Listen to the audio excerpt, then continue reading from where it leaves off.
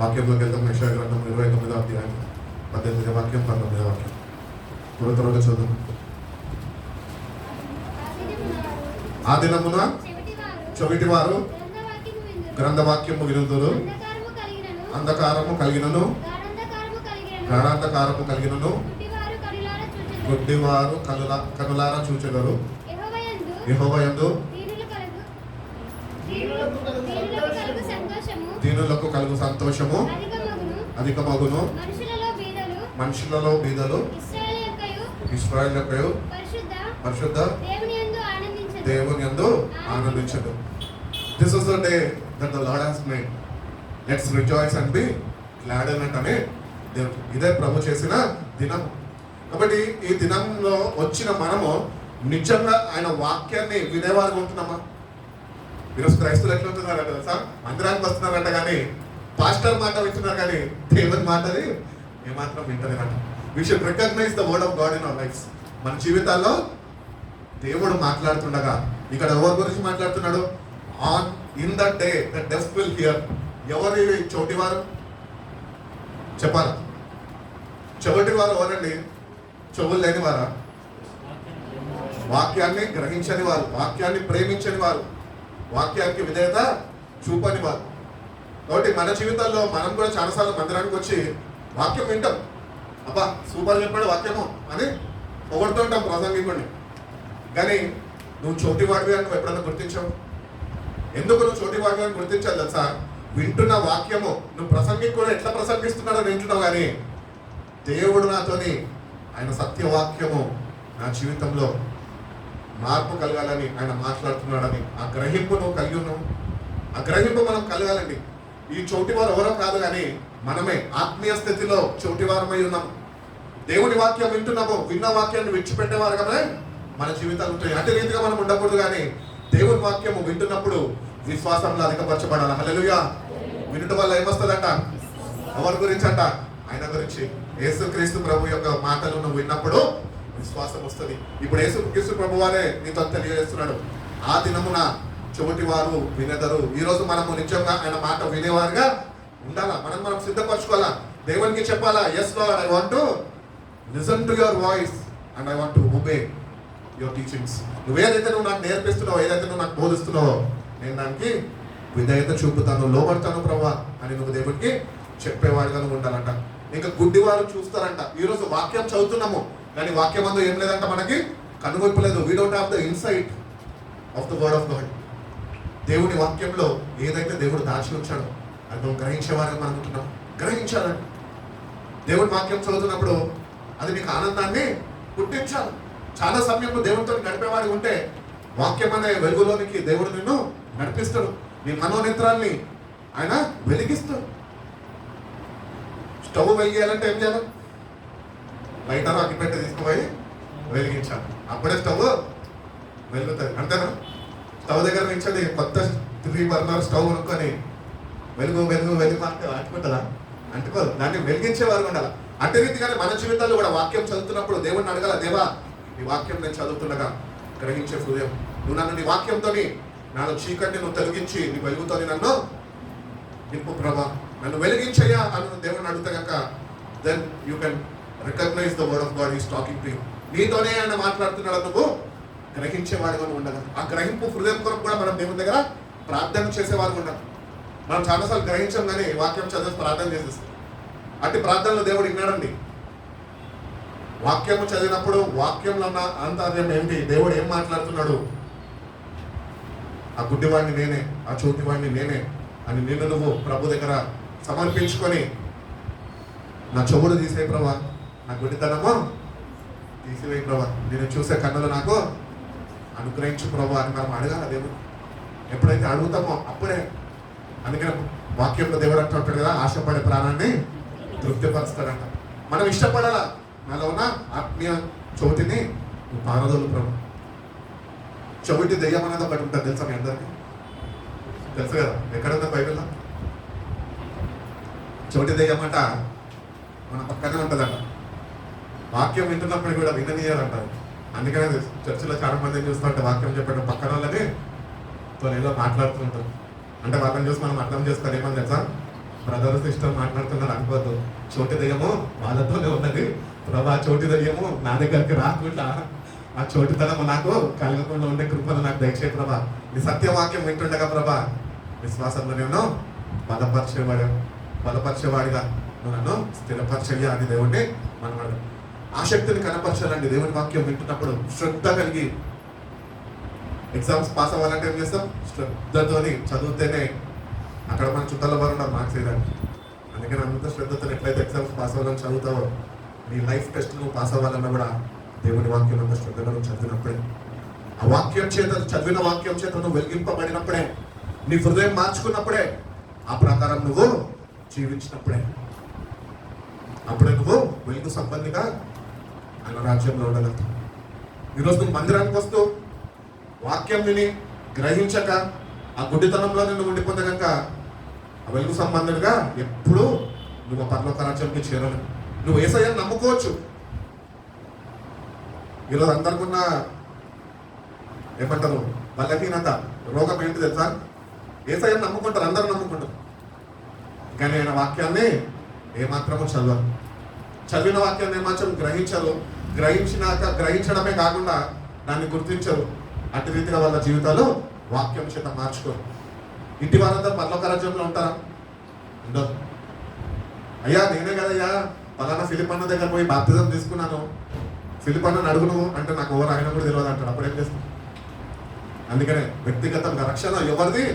వాళ్ళదే. వ్యక్తిగతంగా రక్షణ నీకు ఇచ్చాడు. It is your personal relationship with him that makes you into haven.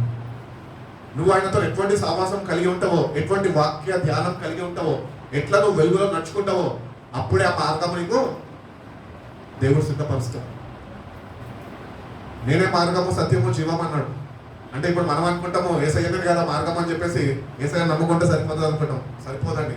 ఈ మార్గంలో నడవాలి అంటే ఈ వాక్యం అనే వెలుగు నీకు కావాలి, నీ తోడు రావాలి. అది అందుకే 119, 105 అంటాడు కదా, నీ వాక్యము నా పాదములకు దీపమై ఉన్నది, నా త్రోవకు వెలుగై ఉన్నది. ఆ వెలుగుమయమైన వాక్యాన్ని కలిగి మనము ఈ భూమి మీద నడుచుకునే వారమై ఉండాలి. ఈ చీకటి లోకంలో వెలుగు సంబంధుల వలె జీవపు వాక్యము కలిగి మనము జీవిస్తూ ఆ జీవపు వాక్యము ఇతరులకు అందించి వాళ్ళని కూడా జీవింపజేసేవారుగా మనం దేవుడు నిన్ను నన్ను ఏర్పరచుకున్నాడు. దేనికి తెలుసా? That you will spread the gospel everywhere. ప్రతి చోట ఆయన వాక్యాన్ని వెలుచెరుతావు. ఈరోజు నిజంగా మన జీవితాల్లో మనం పరీక్షించుకుంటే కనుక ఎక్కడన్నా వాక్యం మనం చెప్తున్నామో వరకను, వాక్యం చెప్పేది మీ పని కాదు, నా పాస్టర్లు, అది నాకెందుకు అంటారా?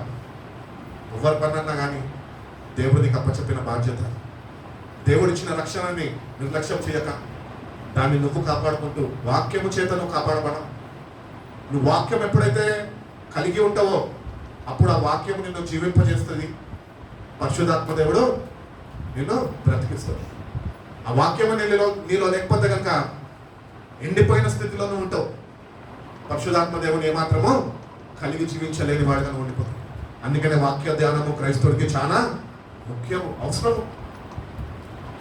ఈ రోజు కన్నా నువ్వు ఆ చోటితనం నుంచి, గుడ్డితనం నుంచి బయటకు వచ్చి, ప్రభువా నీ జీవపు వాక్యపు వెలుగులోనైనా నన్ను నువ్వు నిలబడి పెట్టయ్యా, లేకపోతే నా జీవితాన్ని నువ్వు స్థిరపరచయ్యా అని నువ్వు దేవుడిని అడిగితే కనుక దేవుడు తప్పకుండా నీకు సహాయం చేస్తా అంటున్నాడు. కాబట్టి దేవుని వాక్యం మనం ఏం చేస్తుందంట? బ్రతికిస్తుంది. పాట పాడతాం కదా, నీ వాక్యమే నన్ను బ్రతికించెను, బాధలలో నెమ్మదినిచ్చెను. మనం ఎటువంటి పరిస్థితులు ఎదుర్కొంటున్నప్పటికీ we should make a habit. ఏంటంటే మనం ఒక అలవాటు చేసుకోవాలా. ఏ పరిస్థితి అయినా నువ్వు ఎదుర్కొంటున్నప్పుడు క్రైస్తవుడిగా దేవుడిని నీ రక్షకుడిగా నువ్వు అంగీకరించావు కదా. సో అంగీకరించిన నువ్వు ఏ పరిస్థితుల్లోనైనా నువ్వు దేవుని వాక్యము చదివి ఆ వాక్యము చేత ఆదరణ పొందుకునే వాడిగా ఉంటాను. హల్లెలూయా. వాక్యం నిన్ను ఆదరిస్తుంది, నిన్ను ఓదారుస్తుంది, నిన్ను ధైర్యపరుస్తుంది, నిన్ను స్థిరపరుస్తుంది, ఆ దేవుని రాజ్యంలోనికి నిన్ను చేరుస్తుంది. అట్టి వాక్యాన్ని మనం ప్రేమించే వారిగానే ఉన్నాం. ఈరోజు నిజంగా వాక్యం ధ్యానిస్తున్నాం. మా కీర్తనలో ఒకటి అంటాడు కదా భక్తుడు, ఏమంటాడు? దివారాత్రులు దాన్ని ధ్యానించేవాడు అన్యుడా ధన్యుడా? ధన్యుడేనా? కానీ మనం ఎట్లను ఒప్పుకుందాం, అన్యుల వల్లే ఉన్నాం. ధ్యానము లేదు, వాక్య ధ్యానం లేదు. నీకు కానీ వాక్యదానం లేకపోతే నువ్వు ధన్యుడు కాదు, అన్యుడు కానీ గుర్తించు. దేవుడిని ఎరిగి ఉన్నావు కానీ ఆయన హృదయాన్ని తెలుసుకోలేదు. ఆయన హృదయాన్ని నువ్వు ఈరోజు తెలుసుకో. అన్యుడిగా కాదు ఉండాల్సింది నువ్వు. ధన్యకరమైన జీవితం దేవుడికి ఇచ్చడం ఎప్పుడు మర్చిపోదు. You are blessed people, you are chosen and blessed people for God. దేవుడిని ఏర్పరచుకున్నాడు. తల్లి గర్భంలో రూపింపబడక మునిపే నేను నిన్ను ఎరిగి ఉన్నాను, నువ్వు నా సొత్తు అంటున్నాడు. ఎవరన్నా అన్నారా? ఈ భూమి మీద ఇంతమంది కోట్ల దేవుడు దేవతలు అని చెప్తున్నారే, ఎవరన్నా ఒక్కరు అట్లా అన్నారా? అనలేదు. కానీ మన దేవుడు సజీవుడు. ఆయన అన్నాడు, ఆయన అన్నాడు అంటే ఆయన ఉన్నాడు, ఆయన ఉన్నాడు అంటే ఆయన చేస్తాడు. మనం అడగాల. దేవుడు అడిగినప్పుడు ఈ ప్రతి ఒక్క అవసరతనైనా తీర్చేవాడు.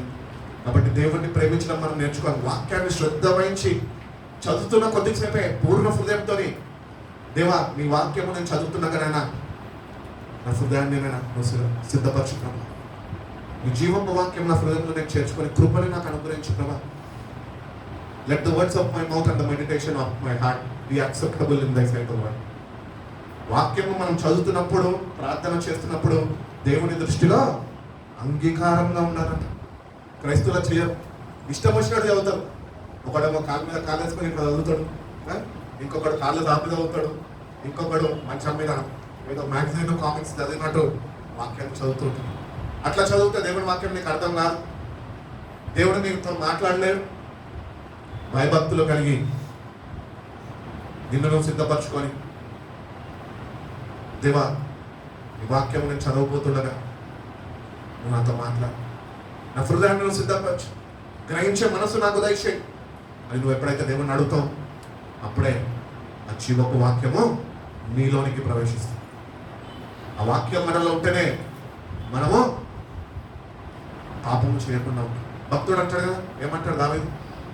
నీ వాక్యము నా హృదయంలో నేను దాచుకున్నాను, ఎందుకు? నీ ఎదుట నేను పాపము చేయకుండా ఉండునట్లు. ఆ వాక్యము మనలో ఉంటే పాపం మన దగ్గర నుంచి దూరంగా పారిపోతుంది. ఆ వాక్యమే మనలో లేకపోతే ఏముంటుంది? దూరంగా ఏదైతే ఉందో అదే నీలో ఉంటుంది. పాపం అనే నీలో నివసిస్తుంది. ఆ పాపము మనిషిలో ప్రారంభమై ఉన్నది, అది అట్లనే ఉంటుంది. పాపం నువ్వు చచ్చిపోయేంత వరకు పాపం నిన్ను వెంటాడుతూనే ఉంటుంది.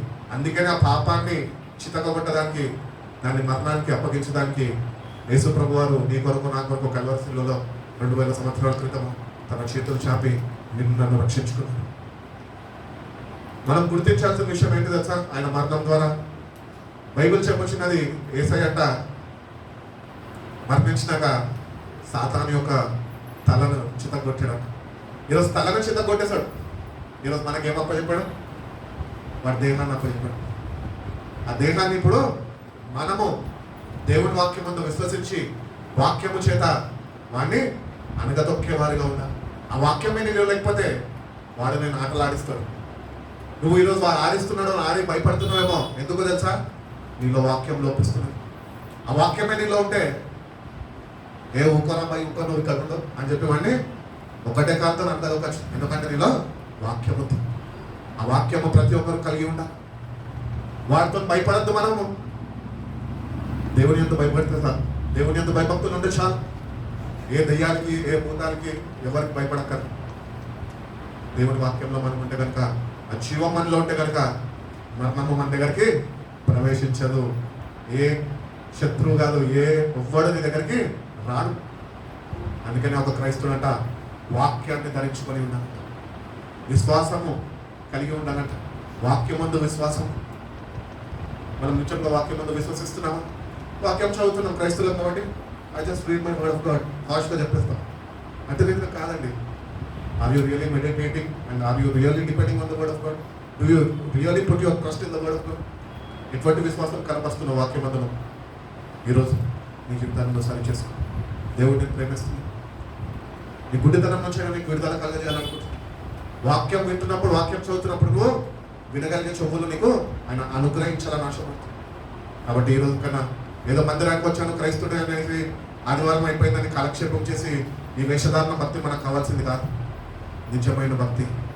దేవా నీ వాక్యాన్ని వింటుండగా కనువిప్పు దయచేయి, వినగలిగే చెవులు దయచేయి, గ్రహించే మనసు నాకు దయచేయి. నీ వాక్యాన్ని నా హృదయంలో నేను చేర్చుకొని ప్రభా ఆ వాక్యము చేత నేను జీవించబడతాను ప్రభా అన్న దేవుడిని అడిగితే కనుక దేవుడు తప్పకుండా సహాయం చేస్తాడు. అదే గ్రంథం 35 అధ్యాయం 5వ వాక్యం కిందమండి త్వరగా వెళ్దాం. 35:5 గుడ్డి వారి కన్నులు తెరవడును, చోటివారు చెవులు విప్పబడు. ఎందుకు ఎవరికి విప్పబడతాయి తెలుసా? ఎవరైతే వాక్యమందు శ్రద్ధ వహిస్తారో, ఆ వాక్యాన్ని ప్రేమిస్తారో, ఆ వాక్యం కలిగి జీవించాలని ఆశని కనపరుస్తారో వాళ్ళ కన్నులు మాత్రమే తెరవబడతాయి, వాళ్ళ చెవులు మాత్రమే తెరవబడతాయి. ఈరోజు నిజంగా దేవుని దగ్గరకు వస్తున్నాను, ప్రభా నిజంగానైనా నా ఆత్మీయ గుడ్డితనాన్ని నాలోంచి తీసివేయి, చోటితనాన్ని నాలోంచి తీసివేయి ప్రభా. నీ స్వరము నేను విన్నాను. యోహాను సువార్త 10వ అధ్యాయం అంటాడు, ఏమంటాడు? నా గొర్రెలు అబ్బా ఎంత మంచి మాట్లాడతాడు అని. ఆయన గొర్రెలంట పక్కన వాళ్ళ మాట విన్నారంట, ఆయన స్వరం వింటారంట. నిజమైన స్వరం వింటున్నావా ఈరోజు? నిజమైన స్వరం ప్రతిదినం నువ్వు వినే వ్యక్తిగా అయితే కనుక నువ్వు ఆయనలో ఆనందించే వ్యక్తిగా ఉండగలుగుతావు. నాకు ఆ మాట చదువుతుంటే ఆ వాక్యం చాలా మంచిగా అనిపిస్తుంది. ఎంత గొప్ప భాగ్యము, ఎంత గొప్ప ధన్యత దేవుడు మనకి ఇచ్చాడు. నా గొర్రెలు నా స్వరం వింటాయి. ఆయన స్వరం వినాలండి. ఎవ్రీడే మనమైన స్వరం వినాలి, అప్పుడే మనం బ్రతుకుతాం. స్పిరిచువల్ లివింగ్ అనేది అదే. ఆ స్పిరిచువల్ లివింగ్ మనము కలిగి ఉండాలి అని దేవుడు కోరుకుంటున్నాడు. కాబట్టి యేసు ప్రభు వారు ఈ భూమి మీదకి ఎందుకు వచ్చాడంటే, నువ్వు ఉంటున్న బంధకాల నుంచి నిన్ను విడిపించడానికి వచ్చాడంట. బంధకాలు అనగా ఆత్మీయ చోటితనము, గుడ్డితనము, ఇవి కూడా బంధకాలే క్రైస్తవుడికి. ఆ బంధకాల నుంచి నువ్వు విడుదల పొందుతావు. అందుకనే యేసుక్రీస్తు ప్రభు వారి గురించి ప్రవచన గ్రంథాల్లో కూడా ఆయన రాకమునిపే నీ కొరకు నా కొరకు ఆయన లిఖింపజేసి ఉన్నాడు. యెషయా గ్రంథం 61వ అధ్యాయం 1వ వాక్యంలో ఏమంటాడు? దేవుని ఆత్మ నా మీద ఉన్నది. చదవండి. ప్రభువుకు యెహోవా ఆత్మ నా మీదకి వచ్చి ఉన్నది, దీనులకు సువర్తమానము ప్రకటించుటకు యెహోవా నన్ను అభిషేకించెను, నలిగిన హృదయం కలిగిన వారిని దృఢపరచుటకును, చెరలో ఉన్న వారిని విడుదలను, బంధింపబడిన వారికి విముక్తిని ప్రకటించుటకును యెహోవా హితవస్త్రమును, మన దేవుని ప్రతిదండన దినమును ప్రకటించుటకు, దుఃఖాక్రాంతులందరినీ ఓదార్చుటకును, సియోనులో దుఃఖించు వారికి ఉల్లాస వస్త్రము ధరింపచేయుటకును, బూడదకు ప్రతిగా బూడదను, దుఃఖమునకు ప్రతిగా ఆనంద తైలమును, భారవరితమైన ఆత్మకు ప్రతిగా స్తుతి వస్త్రమును వారికి ఇచ్చుటకును ఆయన నన్ను పంపి ఉన్నాడు. చాలండి. ఇక్కడ యేసుక్రీస్తు ప్రభువు ఎందుకు వచ్చాడంటే, నీలాంటి నాలాంటి మనుషులని ఆ బంధకాల నుంచి విడిపించడానికి ఆయన వచ్చాడు. సియోనులో దుఃఖించే వారికి ఆయన వచ్చాడంట. ఈరోజు మనం పాట పాడుకుంటాం, సియోనులో స్థిరమైన పునాది నీవు అని పాడతాం. నిజంగా సియోనులో దుఃఖిస్తున్నావు? నీ పాపాల నిమిత్తం నువ్వు దేవుని దగ్గర ప్రాధాయపడుతున్నావా?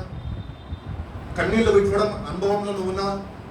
అందుకని యేసుక్రీస్తు ప్రభు వారు సిలువకి వెళ్తున్నప్పుడు కూడా అక్కడ మీలాంటి అక్కలందరూ ఆయన చూసి ఏడ్చారట. ఏమని తెలుసా? అయ్యో ప్రభు ఏంటి ప్రభు అని. అప్పుడు ఆయన అన్నాడట, అక్కలారా చెల్లెలారా ఏడవద్దు, మీ కొరకు మీ పిల్లల కొరకు మీరు ఏడవండి. ఈరోజు సియోన్లో దుఃఖించేవారు వాళ్ళని ఆయన ప్రతి ఒక్క బాష్ప బిందును తుడుస్తాను. నిజంగా దేవుని సన్నిధిలో వస్తున్నాను, కన్నీళ్లు విడవడం నేర్చుకోయిన సన్నిధి. ఆ రక్షణ వస్త్రమైన ధరింపజేస్తా అంటున్నాం. ఆ ధరించమని అడగండి. ఏ బద్ధకాల్లో ఉందో ఆయనని, అందుకనే దేవుడు మన దగ్గరికి పంపించాడు. తండ్రి అయిన దేవుడు కుమారుడిని నీ దగ్గరికి పంపించాడు. ఇదే మాటలు స్వార్థల్లో యేసు ప్రభు వారు తెలియజేస్తారు. యెహోవా ఆత్మ నా మీద ఉంది, దీనులకు సువార్త ప్రకటించుటకు. ఎవరు ఈ దీనులు చెప్పాలి? ముగించేస్తే అయిపోయింది వాక్యం. ఇంకొక వాక్య భాగంలోకి వెళ్ళండి, ముగించేస్తాం. ఎవరు దీనులు? ఏ టైంలో వినయము భయభక్తులు కలిగిన వారు. ఈ దీనులు ఎవరు తెలుసా? వాక్యం ఉండి కూడా చదవని వారు. దీన స్థితిలో మనం ఉంది. మనకి సహాయం వాక్యమే, దేవుడే మనకు సహాయం అని తెలుసు, కానీ సహాయం పొందుకున్న విధానము తెలియదు. అట్టి రీతిగా మన జీవితాలు ఉన్నాయి. ఎందుకంటే దేవుడితో సరైన సాహసము లేదు, వాక్య ధ్యానం లేదు. ఎంతమంది నిజంగా మీ జీవితాల్లో క్వైట్ టైం కలిగి ఉన్నారు? దేవునితో కొద్దిగా సమయం క్వైట్ టైం అనేది ప్రతి ఒక్కరు కలిగి ఉండాలి. టైం టేబుల్ ఈరోజు వచ్చిన చేసుకో. క్వైట్ టైం అని 5 to 6 లేకపోతే 4 to 5 మళ్ళీ మార్నింగ్ లై దేవునితోనే గడుపు కొద్దిసేపు. ఆయన నీతో మాట్లాడడానికి ఎదురు చూస్తున్నాడు. నువ్వేమో నిద్రపోతున్నావు, ఇంకెంతకాలం నిద్రపోతున్నావు. ఓ సోమరి మేలుకో అంటున్నాడు. లేచి చదువు వాక్యం నుంచి. పొద్దున్నే దేవుని వాక్యం చదివితే ఆ వాక్యం అనే వెలుగుతో నిన్ను వెలిగిస్తాడు.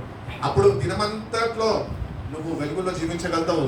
చీకటి నీ దగ్గరికి ఏమాత్రము రాదు. అందుకనే దేవుడు మన దగ్గరకు వచ్చాడంటే ఎందుకు వచ్చాడు తెలుసా? మనము ఏవైతే బంధకాల్లో ఉన్నామో, ఈ బంధకాలు మనం ఏం చేస్తున్నాయి తెలుసా? మనం గ్రహించలేము ఏం బంధకాలు. నాలంటే వడని చెప్తే మనకు అర్థమవుతుంది. ఈ బంధకాలు ఏం చేస్తాయి తెలుసా? మనం బంధించేస్తాయట. ఎక్కడ బంధిస్తున్నాయి తెలుసా? స్పిరిచువల్ లైఫ్లో ఎదగకుండా అవి నీకు బంధిస్తున్నాయట. స్పిరిచువల్ గ్రోత్ అనేది నీకు లేదు. కానీ దేవుడు అంటున్నాడు, యూ షుడ్ గ్రో స్పిరిచువల్. ప్రియుడా, నువ్వు ఆత్మలో వర్ధిల్లుతున్నట్లు, అన్ని విషయాల్లో వర్ధిల్లుతున్నట్లు ఆత్మలో కూడా నువ్వు వర్ధిల్లాలి. స్పిరిచువల్ గ్రోత్ అనేది నీకు కావాలా? అది నువ్వు దేవుని దగ్గర నుంచి పొందుకునేవాడుగా ఉన్నావు. దేవుని దగ్గర నుంచి నువ్వు పొందుకున్నప్పుడే ప్రభా నన్ను ఆత్మీయ స్థితిలో నువ్వు లేవనెత్తయ్యా, నన్ను స్థిరపరిచయా. నువ్వు ఒక క్రైస్తుడు అంట, ఆత్మీయ స్థితిలో ఎదగాలంట, విశ్వాసంలో ఎదగాలంట.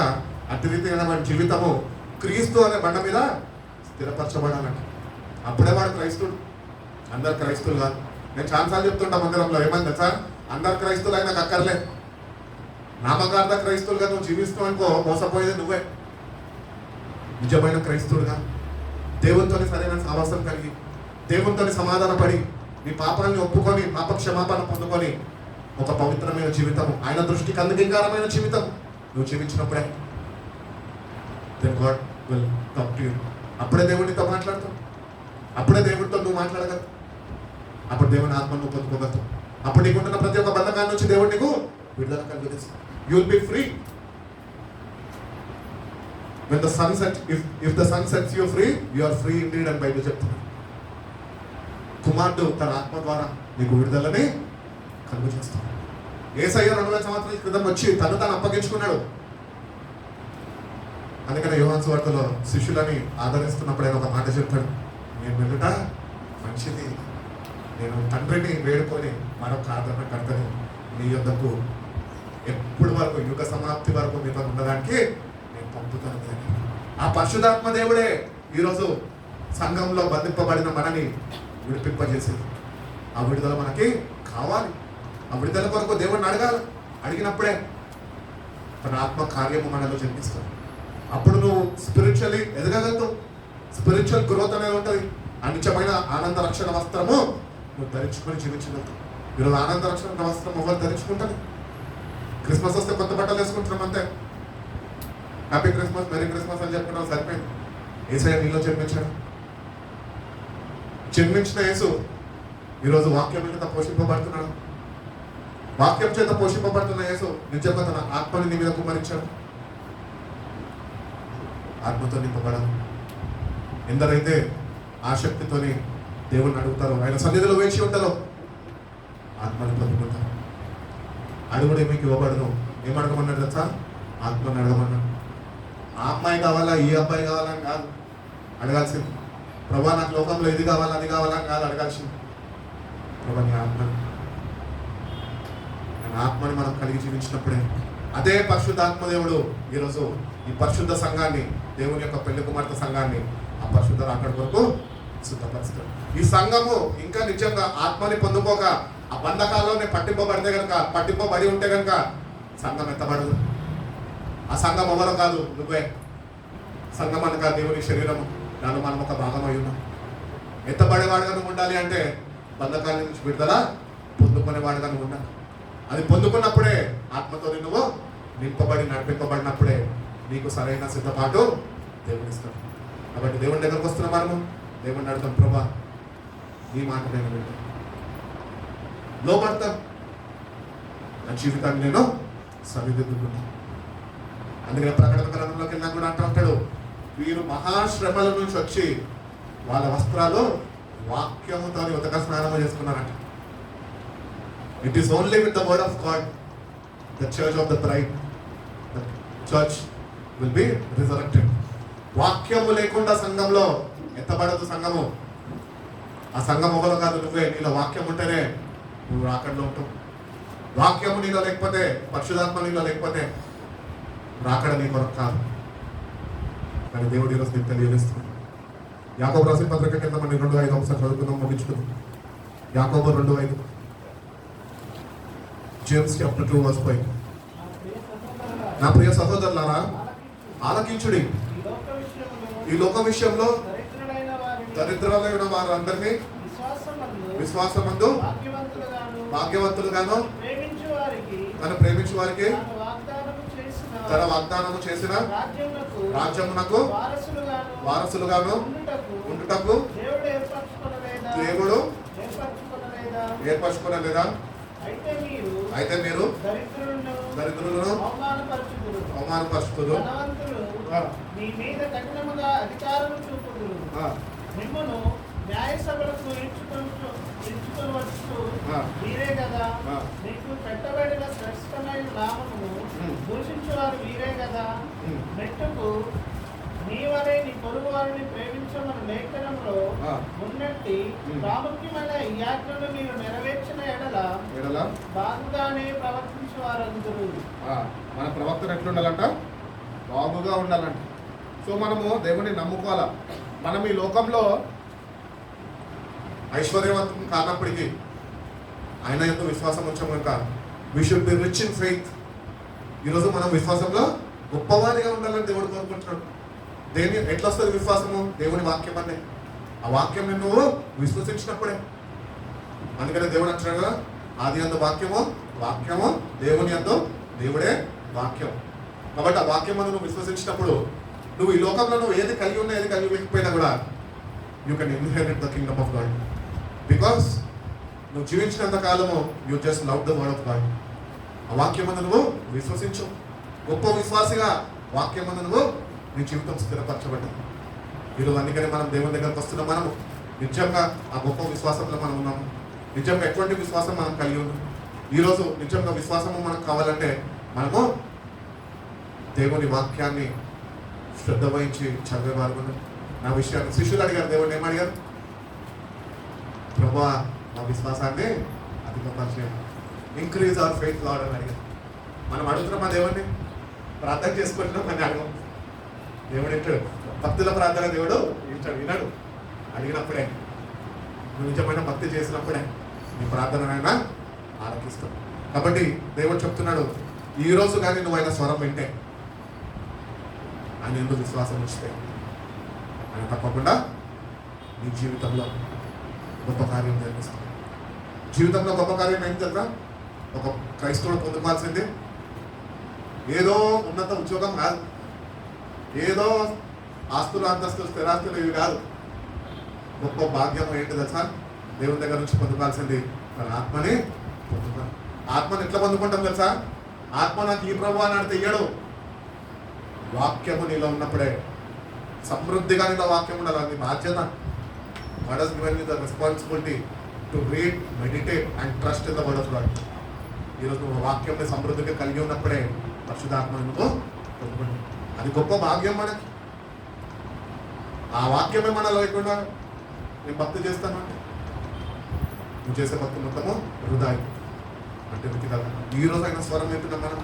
నిజంగా మన జీవితాన్ని ఆయనకు సమర్పించి, ప్రభా నీ ప్రతి ఒక్క మాటకి నేను లోబడతాను, నువ్వు నాకు సహాయం చేయయా అని నువ్వు అడిగితే కనుక దేవుడు తప్పకుండా సహాయం చేస్తాడు.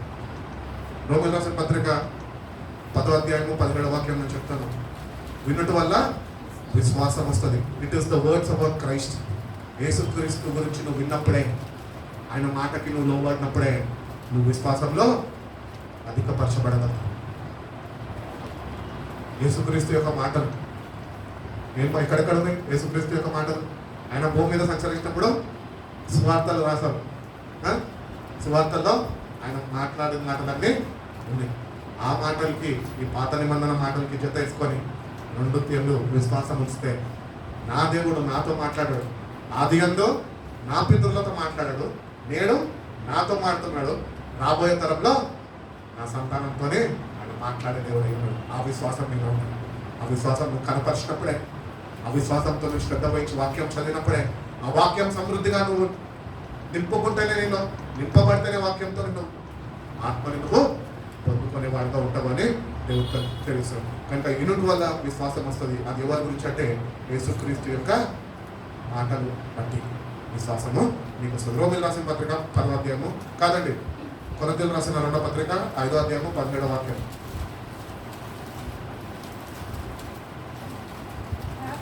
కాగా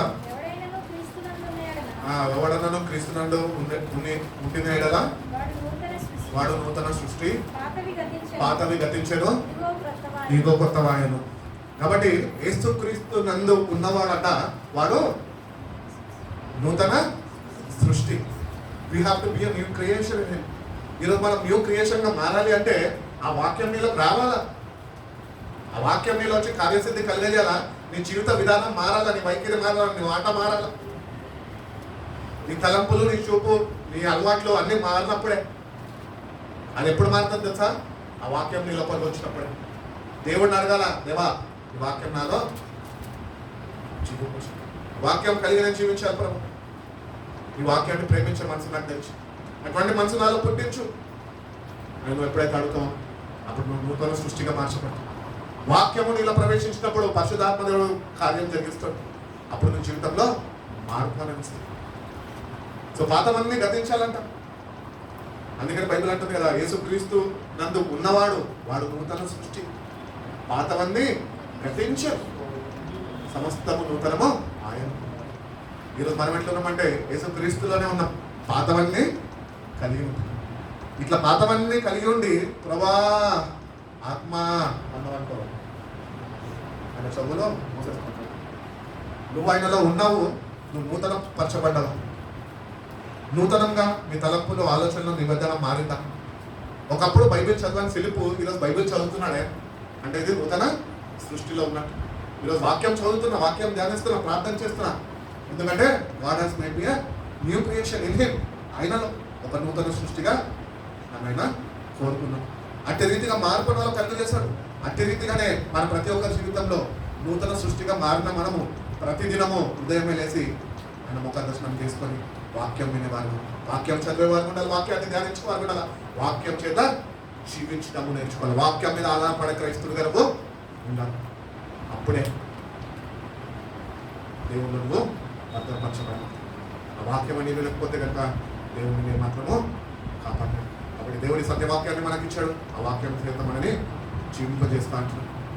కాబట్టి ఈరోజు కన్నా మేల్కొని ప్రభా నీలో నేను నూతన సృష్టిగా నేను ఉంటానయ్యా, క్రైస్తవుడిగా నేను ఉన్నాను ప్రభా.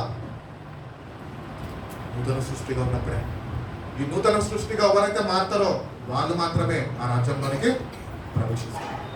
కాబట్టి నూతన సృష్టిగా నేను మారాలి అనే దేవునికి మీ జీవితంలో సమర్పించుకోవాల్సిందిగా ప్రభు బయట నేను మీ అందరినీ వేడుకుంటున్నాను.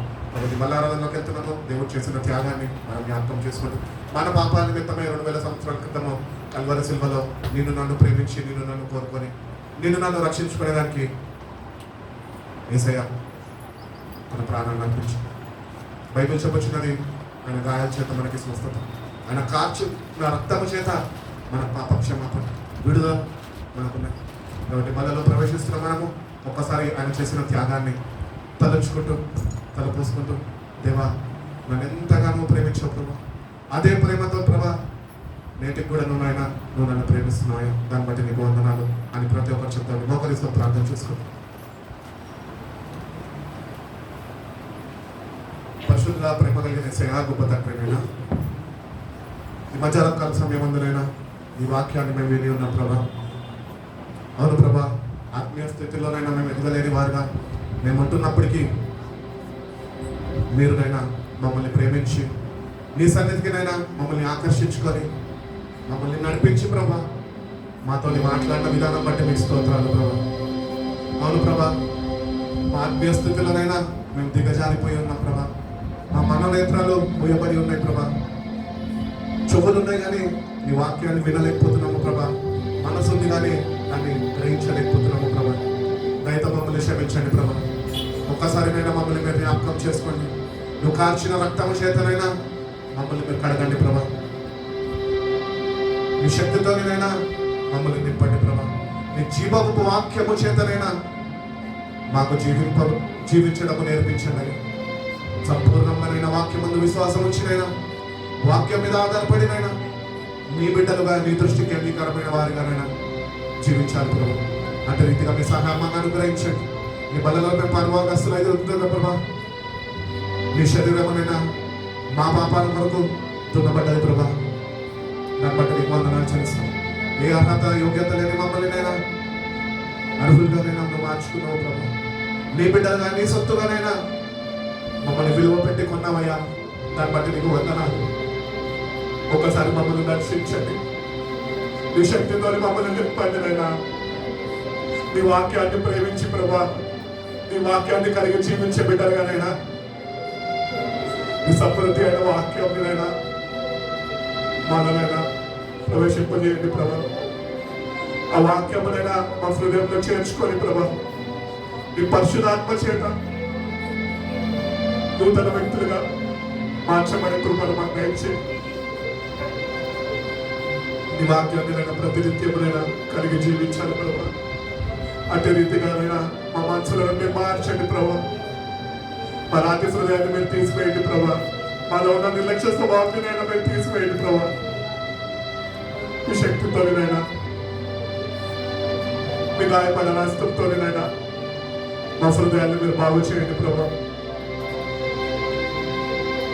నా గొర్రెలు నా స్వరం వింటాయి అన్నట్టు ప్రభా, ప్రతిదినమునైనా నీ స్వరము వినేవారిగా ప్రభా, వినగలిగే చోపులు మాకు దయచేయండి ప్రభా.